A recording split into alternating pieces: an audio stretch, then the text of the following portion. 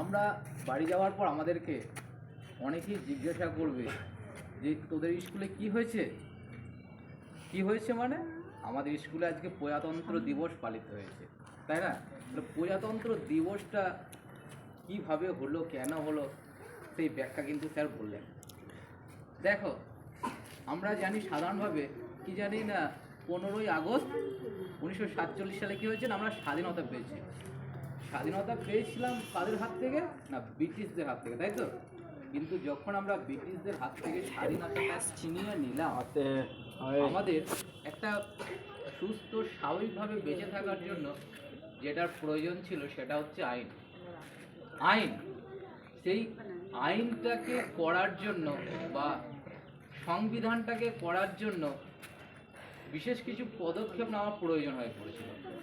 Sir একটা বিষয় বললেন, দেখবেন বললো না, স্যার বললো যে ডক্টর বি.আর. আম্বেদকরের নেতৃত্বে 4 বছর ধরে কি হয়েছে না, সংবিধানের খসড়া তৈরি করা। খসড়া বলতে কি, কোন আইনটাকে রাখা হবে, কোনটাকে বাদ দেওয়া হবে, কোনটা দেশের জন্য প্রয়োজন হবে, কোনটা সামগ্রিকভাবে কোন বিষয়টাকে রাখলে দেশের স্বার্থে ভালো হবে, এই বিষয়গুলো সবগুলোকে কাটাছেঁড়া করতে করতে 1947 সালের পর থেকে একেবারে 1949 সাল 26শে নভেম্বর পর্যন্ত চলে এলো। যখন সংবিধানটা পুরোপুরি পাওয়া গেল, সেই সংবিধানটা যখন কার্যকরী হয় 1950 সাল